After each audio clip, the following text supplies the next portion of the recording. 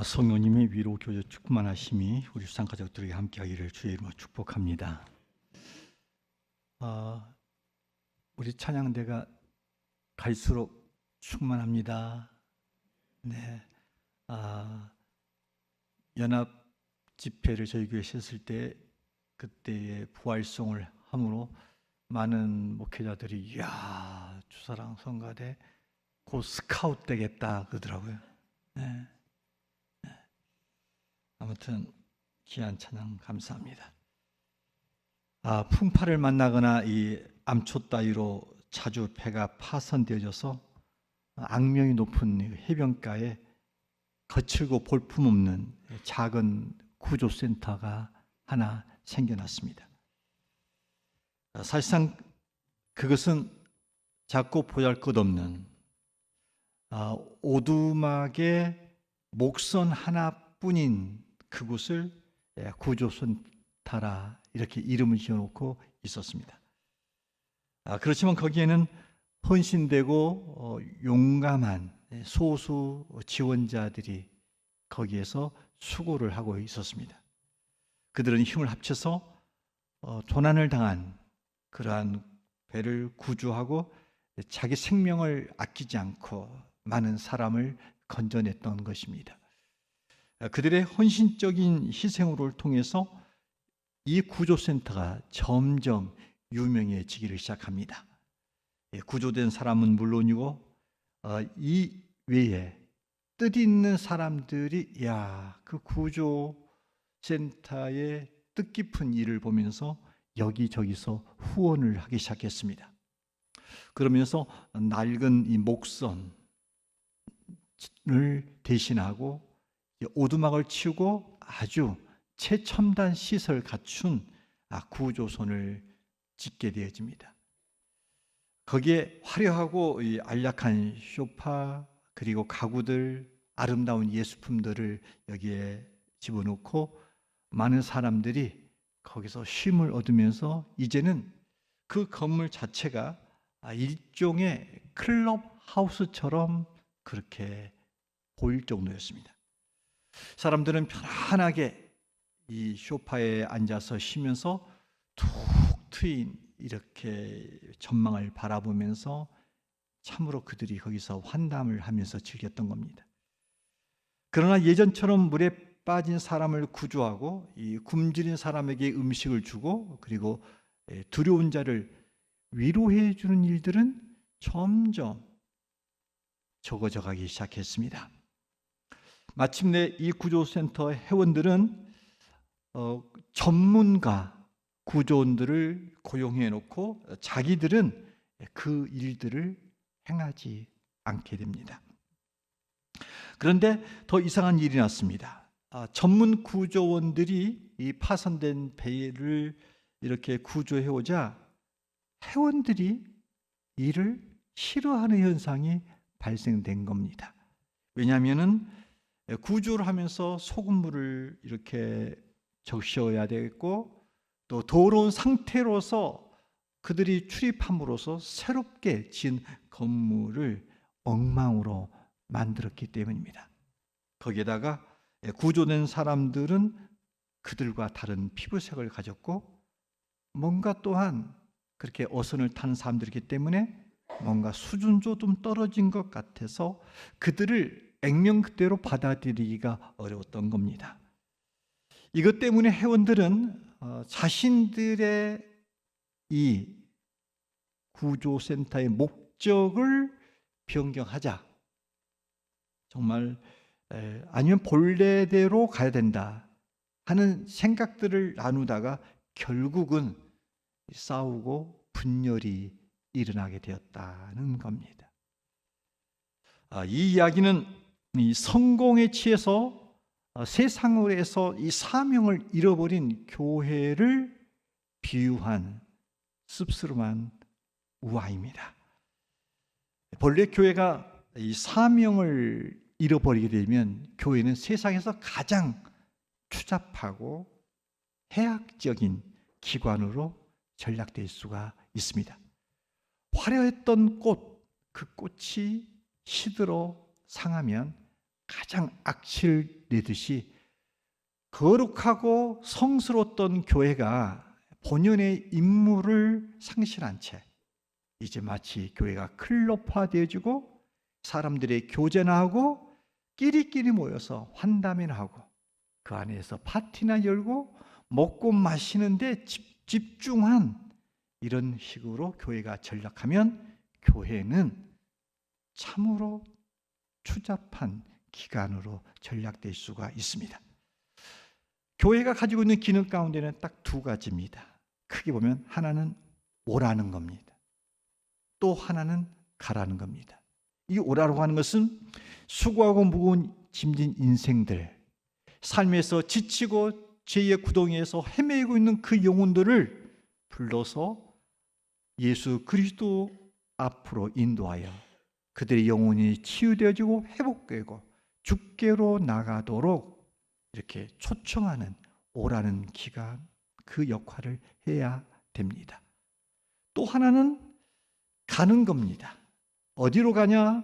진정 그리스도의 제자로 부름받은 사람으로서 그들이 와서 예수님께 치유받고 회복되어지고 양육되어지고 제자로 세워져서 그들이 부름받았던 처음 그 장소 세상으로 나가서 그들을 향하여 가는 역할입니다.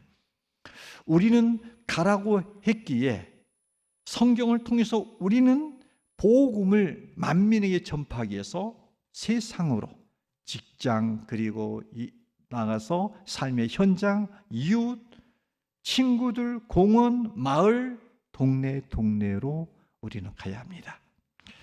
이름하여서 교회는 세상으로 부름받은 그리스도의 증인으로서요 그 사명이 교회가 이 땅에 존재한 이유입니다. 그런데 우리가 가라고 하는 이 명령은 교회에 와서 예수님을 믿고 있는 모든 사람들이 받은 주님의 명령입니다. 주님의 명령은 만민에게 가서 복음을 전파하라 라고 하셨기에 이 명령에서 예외된 사람은 한 사람도 없습니다. 목회자들도 이 명령 앞에 순종해야 되고 직분자들도 그렇고 평교인들도 그렇고 어린아이들도 그렇고 나이 드신 어른들도 생명이 주어지는 한 그 자리에서 그 위치에서 서 있는 곳에서 삶의 여건 속에서 복음을 전한 일들을 중단해서는 안 될 것입니다. 주께서 우리에게 가라고 명령했지만 가서 만민에게 복음을 전파하라 이 명령을 했지만 솔직히 말씀드려서 이 명령 앞에 적극적으로 순종하는 사람이 굉장히 적습니다. 교회 안의 데이터를 보면 5% 정도만 영혼을 구원하고자 하는 이 주님의 부르심 앞에 순종을 하지 많은 사람들이 가서 복음을 전파하고는 이 긍정적이고 적극적인 이 창의적이고 창조적인 명령 앞에 눈과 귀를 닫습니다. 그런데 윤리적으로 도덕적인 문제를 저촉하고 문제가 되어지면 이것 때문에 회개하고 돌이켜서 주께로 돌아가고자 하는 회심과 결단을 하지만 복음을 전파하는 이 명령 앞에는 사람들이 회개하지 않습니다. 순종하지 않고 여전히 그렇게 살면서도 이게 당연한 것처럼 특별한 사람만 복음을 전하는 것처럼 인식되어져서 나는 그 자리에 늘 동참하지 않고 회피하는 그런 형태로 가고 있습니다. 그러나 그 중에는 복음을 잘 전하는 사람들이 있습니다. 이 전도라고 하는 것은 은사가 아닙니다. 다시 말하면 하나님으로부터 주어진 것이 아닙니다. 만일 전도가 은사라고 한다면 이 전도를 못하는 것은 다 전적으로 하나님이 책임을 져야 됩니다. 왜? 은사를 안 줬기 때문에. 은사는 전도로서 은사는 우리에게 주어지지 않습니다. 우리는 전도는 명령으로 주었었습니다. 그런데 유독 전도를 잘하는 사람이 있습니다. 그런데 그 사람들의 특징을 보면 이 전도에 올인합니다. 그리고 대가 지불을 합니다. 제가 요즘에 참으로 종종 듣는 유튜브 가운데 홍 장로님이라 하는 분의 광주 포도원교회 그 여자 장로님의 제가 유튜브를 종종 듣게 됩니다. 그분은 일생을 살면서 지금까지 1640명을 전도했다고 합니다. 몇 명? 숫자는 기억하셔야죠. 몇 명? 예. 그런데 그분은 어떻게 전도를 하냐 봤더니 그분은 교회로 근처로 이사를 온 겁니다. 그리고 1분 거리에 있으면 동양 아파트로 이사를 온 겁니다. 그리고 거기서 한 게 뭐냐면 그 집을 개조해서 2층에다가 음식점을 만들었습니다. 그리고 전도하면서 전도 대상자들을 음식점으로 초대하는 겁니다. 그리고 거기서 배불리 먹이는 겁니다. 배불리 먹고 대접받아 기분 좋으면 이렇게 말합니다. 내가 나가고 있는 교회가 저 보이는 저 교회야. 생각 있으면 와봐. 그렇게 합니다. 그러면서 그분의 수첩에는 1700여 명의 기도 수첩이 있는 겁니다. 그분의 신상과 자녀들과 생일과 전화번호와 이것들을 기억해 놓고 늘 기도하는 겁니다. 그러면서 이 사람을 늘 초대해서 밥을 먹이면서 전도했더니 그 사람으로 인해서 그 교회가 무려 4번이나 교회를 건축했다고 합니다. 저는 그분 한 분만 만나기를 원합니다. 그러나 저는 여러분을 더 사랑합니다. 여러분이 그 사람이 될 줄로 믿습니다. 아멘도 안 해.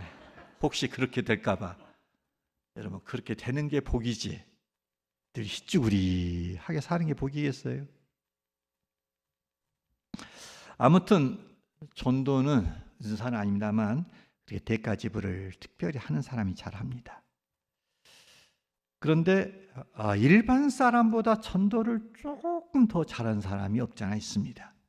그 사람을 살펴보면 그 사람은 보편적으로 전도 훈련을 받고 그 훈련을 받은 대로 실천한 사람들입니다. 전도 폭발 훈련을 받았거나 고구마 전도법을 받았거나 빌립 전도를 받았거나 아니면 브릿지 전도법을 받았거나 나름대로 전도 훈련을 받아서 자기 안에서 무장이 되어 있으면 그걸 가지고 전도함을 통해서 훈련을 받지 않아서 뭔가 남에게 복음을 전하고 전도를 하는데 말문이 막혀 뭐라고 할 줄 몰라. 할 수 있는 것이 교회 한 번만 나가보자. 요 말만 하니까 꼭 한 번만 오고 마는 거예요. 이런 형태가 아니라 뭔가 준비된 사람이 훈련을 받은 사람이 전도를 잘하더라고요. 그래서 저희 교회가 지금까지 전도 폭발 훈련을 처음에는 참 열심히 했습니다. 열심히 했는데 언제부턴가 그래서 중단했는데 올 가을부터 다시 할 겁니다. 이 전대상은 전교인화, 전도 폭발화입니다. 왜냐하면 각 가정마다 복음을 전할 수 있는 누군가가 전도자가 필요한 거예요. 아이들에게 교회 나가자고 말을 하는데 왜 이 아이에게 예수 그리스도가 누구이고 왜 우리가 구원을 받아야 되고 예수를 어떻게 믿어야 되는지 소개를 해줄 수 있는 사람 부모가 없는 거예요. 그러다 보니까 정말 이 각 가정이 영적으로 땅끝처럼 돼 있는 상황이기 때문에 전 교인들을 이렇게 전도발해서 최소한 누구를 만나든지 간에 복음을 전하고자 하는 형태로 가고자 합니다. 아무튼 우리가 전도를 하나님께서 우리에게 부여하신 사명인데 이것은 훈련되어지고 준비된 사람이 좀 더 잘할 수 있다는 겁니다. 제가 왜 이 이야기를 하냐면 오늘 말씀에 보면 하나님께서 에스겔 선지자를 통해서 그 시대에 하나님 말씀을 전하고자 합니다. 그런데 하나님이 무작정 에스겔 선지자를 보내는 것이 아니라 전하는 그 당사자가 먼저 무엇을 준비해야 되며 누구한테 가서야 되고 그들이 어떤 상태인가를 알고 준비해서 가라고 하는 뭔가가 오늘 말씀을 전하는 하나님 사람으로서 준비되어지는 무장시키는 그 메시지가 오늘 본문에 나와 있습니다. 따라서 오늘 우리도 세상에 나가서 복음을 전해야 될 그런 역할을 하는데 우리가 무엇을 준비해야 하나님 말씀을 잘 전할 수 있는 사람인가? 이 원리를 오늘 말씀을 통해서 우리가 은혜 받기를 소망합니다. 그 첫 번째, 우리가 세상에 나가서 이 하나님 말씀을 전하고자 할 때 가장 먼저 해야 할 일이 있습니다. 그것은 전도자 자신이 하나님 말씀으로 무장되어 있어야 됩니다. 따라해 봅시다. 전도자 자신이 말씀으로 무장하자. 그렇습니다. 여러분, 하나님께서 이 환상 가운데 이 당시 하나님의 사람 엘리야 에스겔 선지자를 통해서 그에게 두루마리를 내어주면서 이것을 먹으라 이렇게 말합니다. 이 말씀이 1절에 나와 있죠. 자, 1절 말씀 함께 읽습니다. 시작. 또 그가 내게 이르시되 인자야 너는 발견하는 것을 먹으라. 너는 이 두루마리를 먹고. 여러분, 이 두루마리는 다름이 아니라 하나님 말씀이 기록되어 있는 가죽입니다. 그러니까 지금은 종이가 있어서 인쇄가 발달돼서 이렇게 종이에다가 성경책을 씁니다만, 예전에는 서기관들이 짐승 가죽에다가 이렇게 일일이 글을 적었던 것이죠. 그러니까 이 두루마리라고 하는 것은 기록된 하나님 말씀인 것이죠. 그런데 이 말씀을 너가 받아 먹으라, 이 말은 뭡니까? 선지자는 본래 그 기능 역할이 하나님 말씀을 전하는 사람이 선지자입니다. 선지자는 본분이 하나님 말씀을 바르게 전하는 것이 그의 본분이지, 그 말씀에다가 자기 생각과 사상과 철학과 가치관과 이념을 섞어가지고 얼버무려서 이게 말씀을 때로는 가끔 하는데 늘 이런 잡다한 세상적인 메시지, 듣기 편안한 메시지를 전한 사람이 아닙니다. 진정한 설교자, 선지자는 하나님 말씀만을 제대로 전하는 것이 그 기능적 역할인 것이죠. 그러니까 이 말씀을 받아 먹으라, 이 이야기는 뭡니까? 선지자 너가 먼저 그 말씀을 전하기 전에 너가 그 말씀을 받아서 소화하라는 겁니다. 그 말씀을 네가 경험하라는 겁니다. 그리고 오직 내 말만 전해야 된다라고 하는 하나님의 당부의 메시지인 것입니다. 그렇습니다. 우리가 세상에 나가서 하나님의 말씀을 전하려고 합니다. 근데 문제는 뭡니까? 우리가 말씀을 경험한 바가 없어요.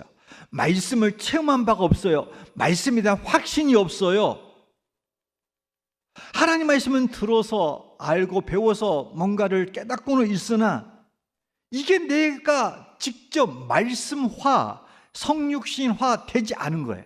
다시 말하면 그 말씀을 통해서 내 영혼이 채워지고 경험되어지고 확신되어질 때 그 말씀이 진짜 살아있다, 이건 확실하다, 이렇게 느껴져야 누구를 만나든 간에 말씀을 전할 수 있는데, 이 안에 이 경험이 없는 것만, 이 경험이 없게 될 때에 이게 말씀의 능력이 그리고 자신감이 없다는 겁니다. 에스겔 선지자가 그 두루마리를 받아 먹었어요.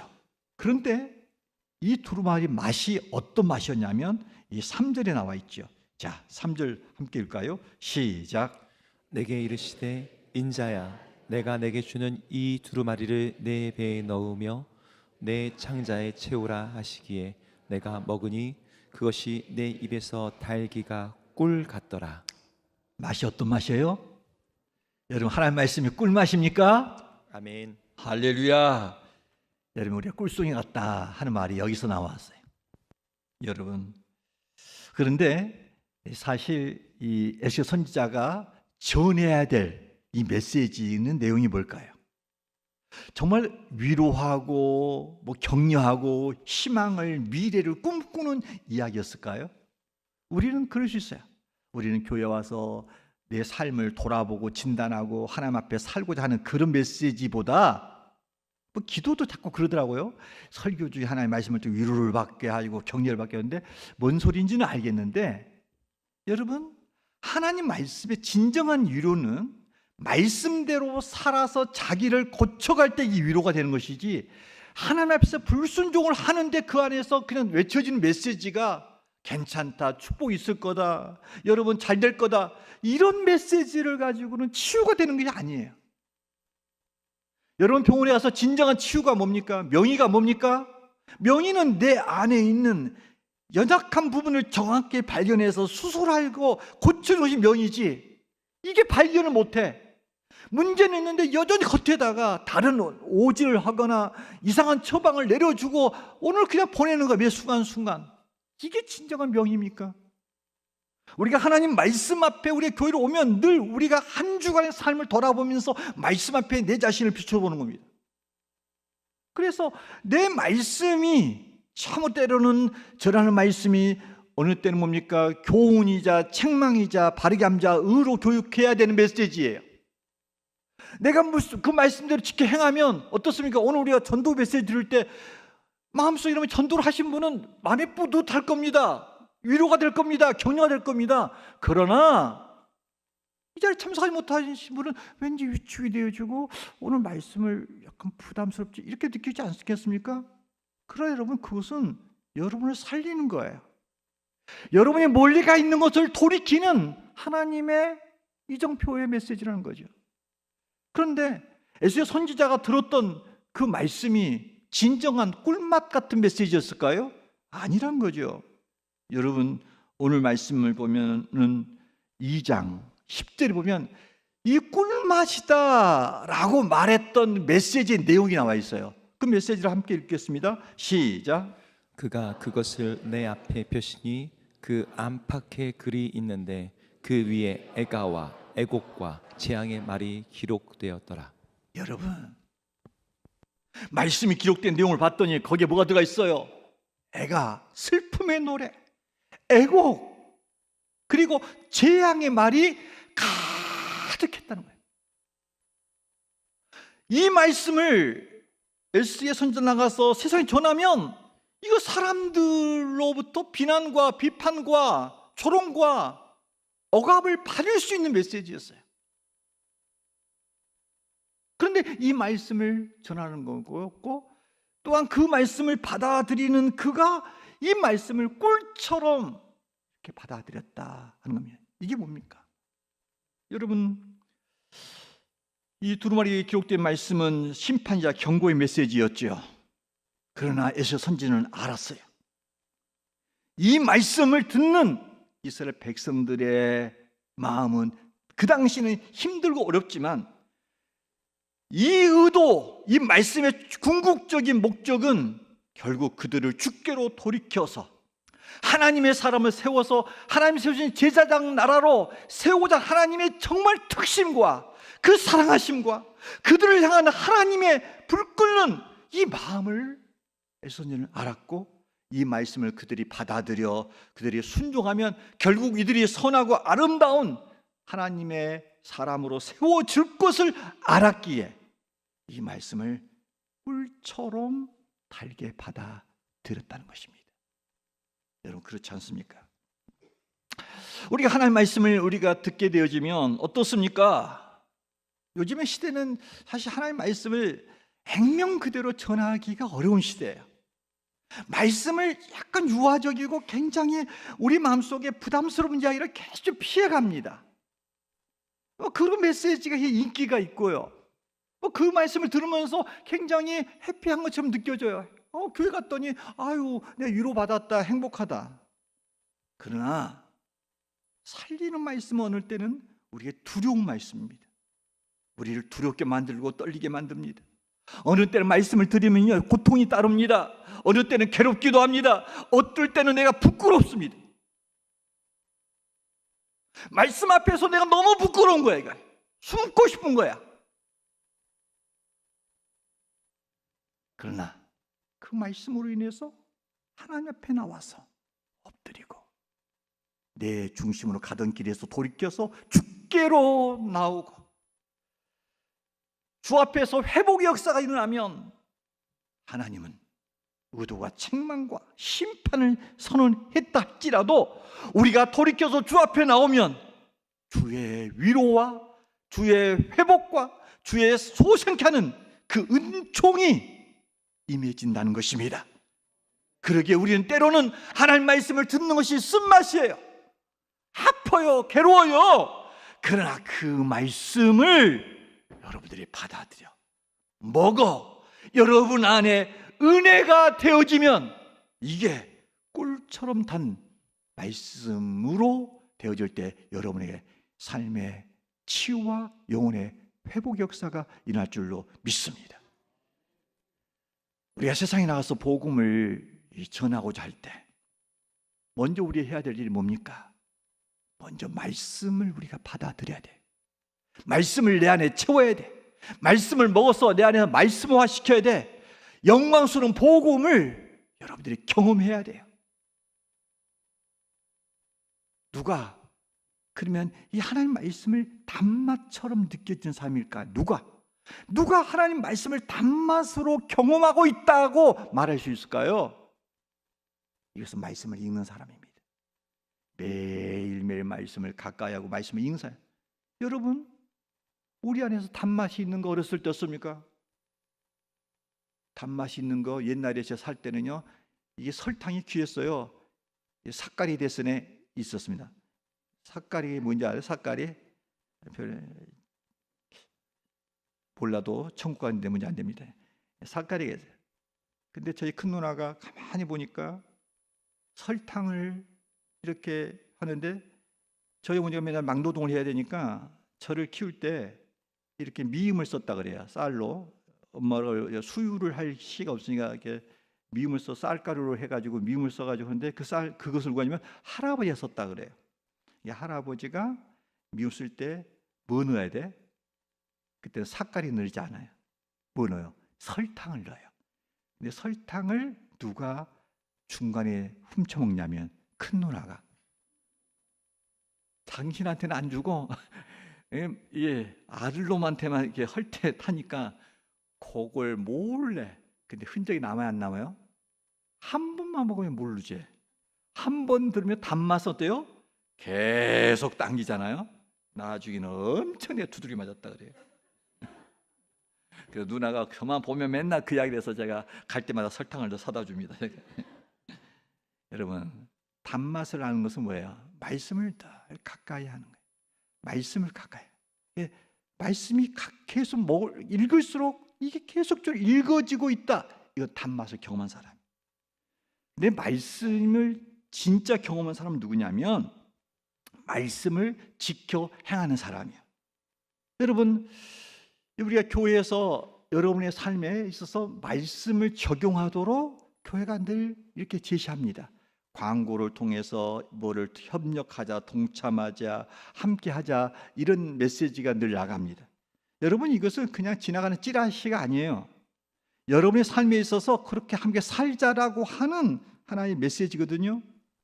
그런데 우리가 아무리 이렇게 광고가 나와주고 함께 동참하자 해도 여기에 참여하지 아니하면, 그 참여를 통해서 말씀을 경험하지 아니하면, 그 말씀을 통해서 여러분들이 체험하지 아니하면 말씀이 여러분에게 전혀 따로 놀게 되어 있어요. 여러분, 아무리 잘 차려진 잔치상도 자기가 먹지 아니하면 피와 살이 안 되는 것처럼 하나님 말씀을 아무리 알고 있고 듣고 있어도 삶 속에서 이렇게 실천하지 아니하면 이게 내 안에 경험이 없기에 누구에게 가서 말을 못하는, 말씀을 통해서 내가 체험이 있어야 이 말씀이 살아있다라고 전하지 않겠습니까? 내가 예수 그리스도를 믿어야 다른 사람에게 예수 믿으면 이런 행복과 기쁨과 희열이 넘치는 얘기를 할 수 있지 않겠습니까? 그러므로 가장 필요한 것은 우리가 세상에 나서 말씀을 전하기 전에 가져야 될 우리의 무장은 하나님 말씀을 내가 먹는 겁니다. 체험하는 겁니다. 여러분이 경험하는 겁니다. 그런 부분에 있어서 저는 여러분이 하나님 말씀을 가까이 하고 듣고 여러분이 삶 속에서 적용해서 말씀을 통한 권세와 능력이 있는 그리스도로 세워지기를 주의 이름으로 축원합니다. 또 하나, 우리가 세상에 나와서 하나님의 말씀을 전할 때 갖춰야 될 것이 뭘까요? 이것은 먼저 먼 곳이 아닌 가까이 있는 사람에게 가서 말씀을 전해야 살아야 됩니다. 그 메시지가 오늘 4절 5절 나와 있죠. 자, 4절 5절 함께 읽습니다. 시작.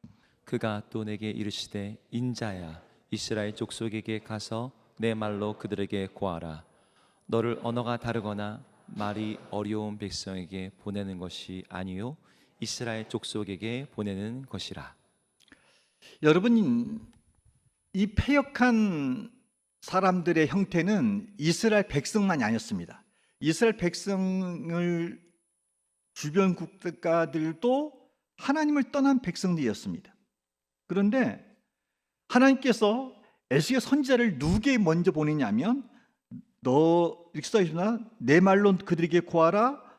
너를 언어가 다르거나 말이 어려운 백성에 보내는 것이 아니요 이스라엘 족속에게 보내는 것이라 이렇게 말합니다. 다시 말하면 말이 통하고 언어가 통하지 않는 곳이 아니라 말이 통하는, 그러니까 가장 가까이 있는 동족에게 보냈던 겁니다. 여러분, 우리가 복음을 전해야 된다는 것은 우리가 주님으로 받았던 명령입니다. 그런데 이 복음을 전하는 이 범위의 확장성은 사도행전에 이렇게 되어 있습니다. 너희가 예루살렘에서 온 유대와 사마리아와 땅끝까지 이르러 복음을 전한다 이렇게 말합니다. 우리가 생각할 때는 땅끝에 가는 것을 우리가 기피해서는 안 됩니다. 그러나 복음의 대상은 가장 가까이 있는 예루살렘, 내가 살고 있는 터전, 내 가족, 내 이웃, 함께 일하고 있는 직장인, 같은 민족, 같은 나라, 이것이 먼저 주께서 보내신 현장이다. 우리는 이렇게 인식할 필요가 있습니다.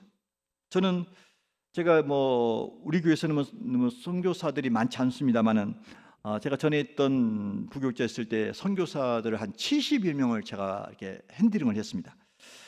할 때에 늘 점검이 뭐냐면 이 선교사가 정말 나가서 제대로 사역을 하고 있느냐 안 하느냐를 늘 체크하는 일들이 하나의 또 일 중에 하나였습니다.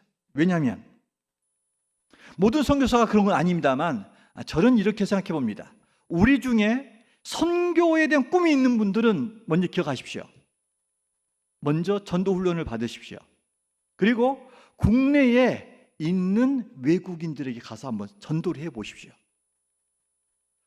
여러분들이 현장에서 같은 언어 쓰는 이 문화 속에 찾아온 그들에게 복음을 전해서 그들을 주께로 인도하는 능력을 갖춰야 문화권이 다르고 언어가 다른 정말 그곳에 가서도 그 일을 잘할 수 있는데, 이 부분이 준비되지 않는 사람이 선교로사를 나간다 했을 때 이게 가능할 수 있겠냐는 거죠. 그러다 보니까 본질적인 일은 회피하고 그 비본질적인 일들에 시간을 보내고 선교사라는 이름하여서 있는 경우를 털어봤습니다. 이게 참 안타까운 일이죠. 그렇기 때문에 우리는 이 복음을 전한 일들을 먼저 예루살렘부터 시작하는 겁니다. 그런데 이 전도라고 하는 것은 가장 어려울 때가 어느 때 전도냐면 생각으로만 할 때가 제일 어렵습니다. 머리로서 전도를 해야 되는 생각만 가지면 이건 부담만 있을 뿐이지 이게 능력이 안 나타납니다. 그런데 전도는 어느 때가 쉬워지냐면 현장에 나와보면 합니다. 현장에 참여해보면 거기서 기쁨도 없고 담력도 없고 이 세상의 사람의 흐름도 알게 되고요, 이 세상의 흐름이 어떻게 하는지를 알게 되어져요. 어제도 우리 교회가 한 달에 한 번씩 갖는 이 버스킹 정도를 하지 않았습니까? 거기 보니까 아이들이 나와요. 그리고 특별히 청년들이 나와줬습니다. 그리고 작년 세대가 함께 모여서 이천 시내에서 찬양을 하면서 이 전도지를 나눠주고 사탕도 나눠주고 생수도 나눠주고 과자류도 나눠줍니다. 참 물품이 이렇게 수북에 쌓였던 상자가게 그거 다 나갔더라고요. 그래서 물어봤어요.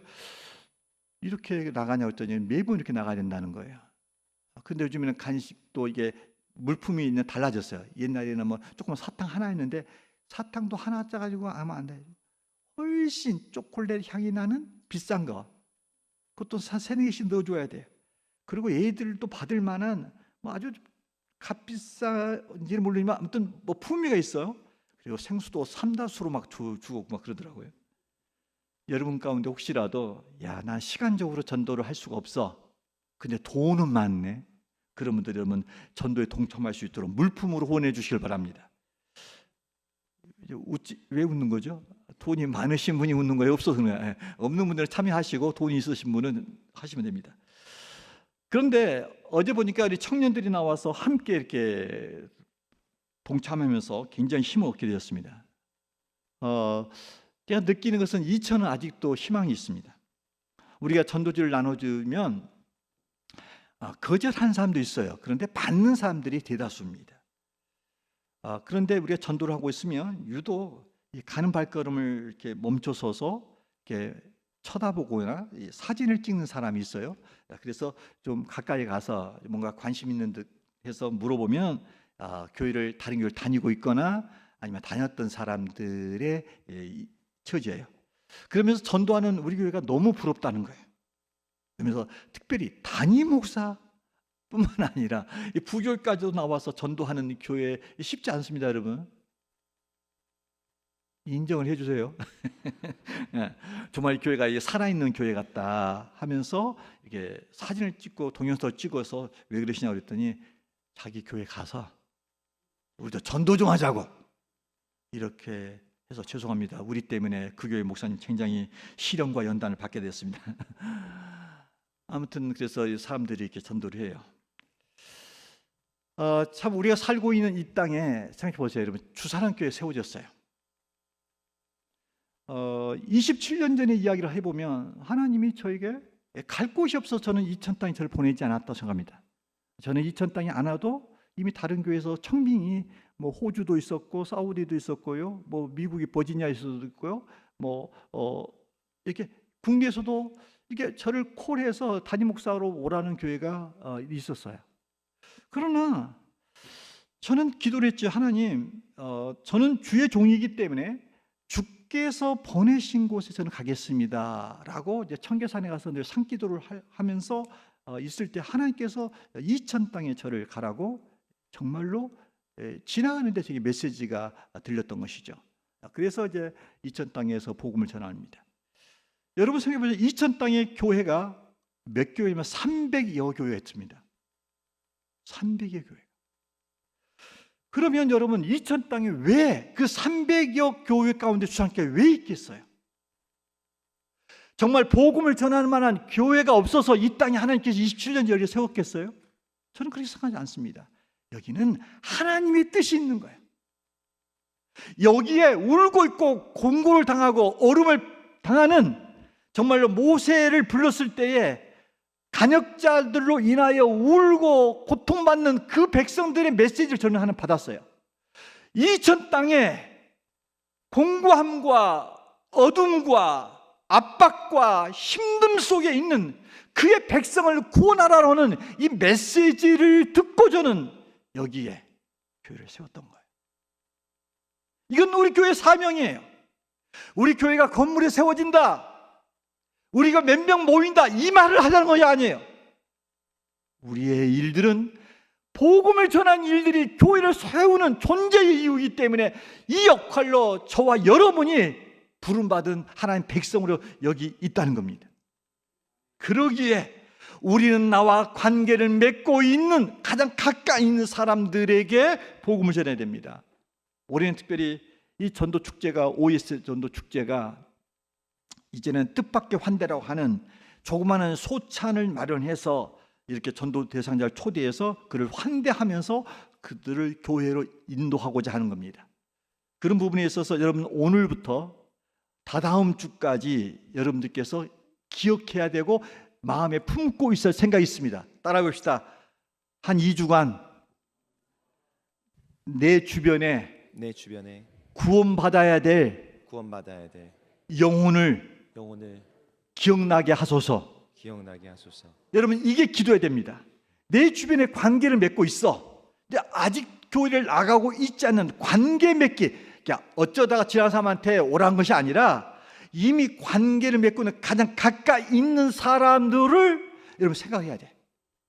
그리고 누구를 이번에 전도하지라고 예비 전도 대상자들 한 2주간 기도하시고 한 주 후에는 그때서 그 중에서 좀 더 선정된 사람들을 이제 21일 날 이렇게 우리가 써내서 함께 우리가 기도를 하면서 전도할 겁니다.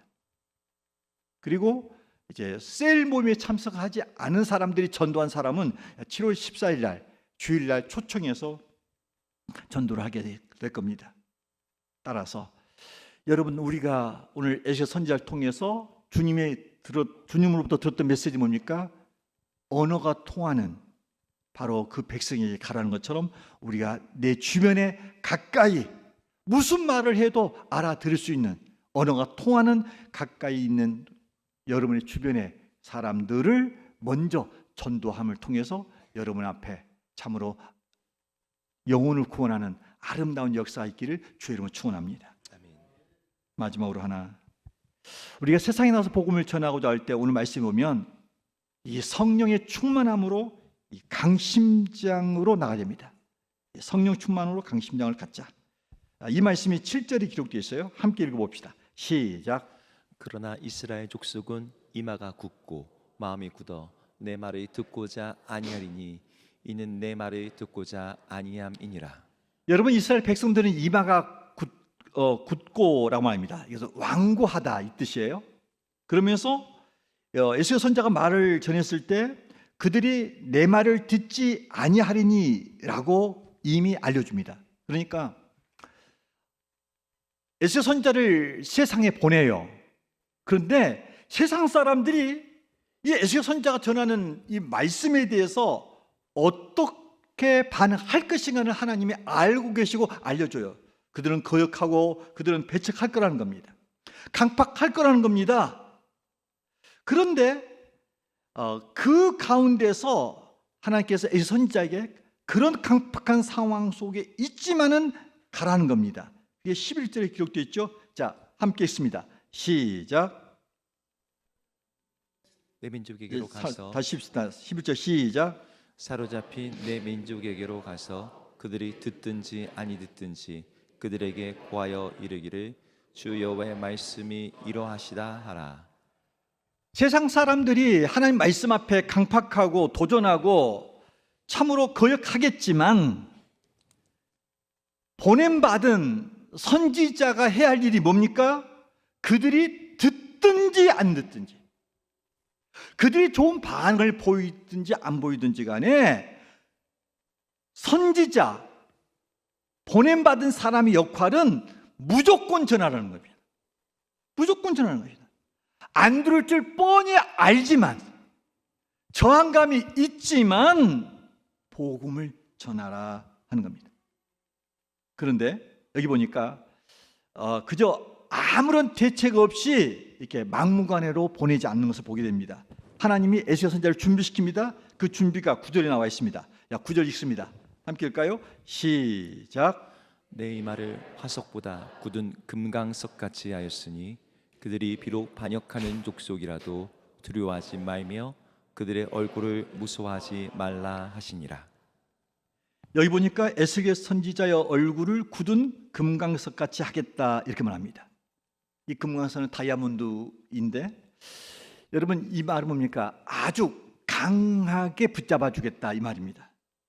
그러니까 하나님께서는 전도하는 그 에스겔 선지자에게 너희가 환경에서 저항과 반대와 강팍함과 도전이 있지만 너가 거기서 기죽지 않고 두려워 떨지 않는, 끄떡하지 않는 강심장을 너에게 심어주겠다는 겁니다.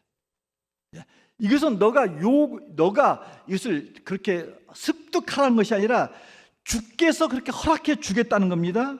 여러분, 이것은 오늘날 우리에게도 동일한 하나의 은총입니다. 사도행전 1장 8절에 보면 복음을 전하는 자들에게, 그리스도의 증인에게 하나님께서 부여하신 강심장 같은 그 권능을 허락해 준다고 성경 말하고 있죠. 사도행전 1장 8절 읽습니다. 시작. 오직 성령이 너희에게 임하시면 너희가 권능을 받고 예루살렘과 온 유대와 사마리아 땅 끝까지 이르러 내 증인이 되리라 하시니라. 여러분, 내 증인이 되려면 뭐가 필요하다고요? 성령이 임해야 되는 거야. 근데 성령이 임하면 여기 보니까 권능을 받는다고 했어요. 이 권능이 뭐예요? 이것은 권세, 능력, 또한 우리가 심적으로 오늘 말씀을 대입해 보면 담대함, 강심장 이런 거예요. 그러니까 우리의 힘 가지고는 세상이 강팍함 속에서 복음을 전할 때 위축당합니다. 위축당한 상태에서 복음을 우리가 자신있게 전할 수가 없어요. 그런데 하나님이 우리에게 이미 위축당하지 않도록 제도적으로, 환경적으로, 기능적으로 허락해 줬는데 그 뭐냐면 성령을 우리에게 보내줬다는 것입니다. 따라서 우리가 성령을 충만히 받게 되면 우리 안에 권능이 임해서 우리로 하여금 뭡니까? 강하고 담대한 심장을 갖게 된다는 것입니다. 여러분, 그렇습니다. 이 담대함은 오직 성령 충만함으로 가능합니다. 그러기에 우리가 전도하기 전에 생각 없이 나가면 우리가 다 쓰러지지만, 전도 나가기 전에 우리가 늘 기도로 평소에 성령님과 함께 동행하는 삶을 사는 자는 전도하기에 우리가 그렇게 힘들지 않게 능력을 통해서 할 수 있다는 것입니다. 여러분, 세상은 결코 호락호락하지 않습니다. 핍박과 어려움이 있습니다. 여러분, 제가 교육자를 통해서 이야기를 들어보니까 저희 교회 교육자들과 그리고 선생님들이 다음 세대 아이들에게 복음을 전하고자 해서 학교 앞에서 이렇게 선물도 주고 먹거리도 주고 전도지를 나눠주고 있습니다. 그런데 누군가 하나 민원이 학교 측에다가 넣었던 것 같습니다. 그러니까 누군가 이렇게 아이들에게 먹거리도 주고 그리고 뭐 종교 행위를 하고 있다. 그러니 이런 것들을 학교 측에서 이렇게 가정통신문을 통해서 뭔가의 메시지를 줬겠죠. 뭐 받지 말라 하거나 뭐 하거나 뭐 이렇게 했다고 그래요. 뭐 이것이 이제 저희가 이런 것들이 있기 때문에 이제 지혜롭게 우리가 해야 될 것입니다. 그러나 한편으로 생각해 보면 참 이 나라가 어쩌다가 이 정도까지 갔나 하는 참 슬픔이 있습니다. 세상이 악해졌고 교회를 향한 적대적인 세력이 최근 몇 년 사이에 아주 우는 사자처럼 진을 치고 제도적으로 그것을 공격을 하고 있습니다. 저는 그런 부분에 있어서 이 총선을 앞에 놓고 입법을 세우는 이 국회의원들을 저는 똑바로 세워야 된다고 생각합니다. 우리가 국회의원을 똑바로 세우지 못하면 그 형편없는 사람들에 의해서 우리의 주권과 우리의 권리가 다 어려워질 겁니다. 그리고 이 나라의 존립과 많은 경제나 많은 문제가 생기게 될 것입니다. 저는 그래서 여러분들께서 최소한 이 자리에는 5대5의 그러한 당에 대한 이념의 생각들이 있다고 저는 인정합니다. 그러나 저는 어느 편에서 저는 이야기를 하고 싶지 않습니다. 다만 하나님의 말씀을 전하는 목사로서 정직하게 선언한다면 국익을 위한 국회의원들을 뽑아야 됩니다. 자기의 사리 영달을 위한 그 위치에서 그 자리에서 그것들을 행하는 사람들을 뽑으면 안 됩니다. 그리고 진정 민생을 위한 그런 정치인들 뽑아야 됩니다. 그리고 자유주의 민주수호를 위한 국회의원을 세워야 되고 성경에 위배되는 악법을 제정하지 않도록 우리는 깨어있고 의식이 있고 의로운 국회의원을 저는 뽑아야 된다고 생각합니다. 도덕적인 수준이 안 되는 사람을 세워놓으면 우리나라의 도덕 수준이 떨어집니다. 그래서 우리는 최소한 하나님 앞에서 이 나라를 우리가 지켜내야 될 민족의 하나의 사람으로서 우리 선거를 여러분이 인맥이나 학연이나 지연이나 소소한 이것에 치우쳐서 하면 안 됩니다. 바르게 하셔야 됩니다. 아무튼 우리가 살고 있는 이 세상에 복음을 전하는 데는 강하고 담대함이 필요합니다. 그렇기 때문에 특별히 성령으로 충만해야 됩니다.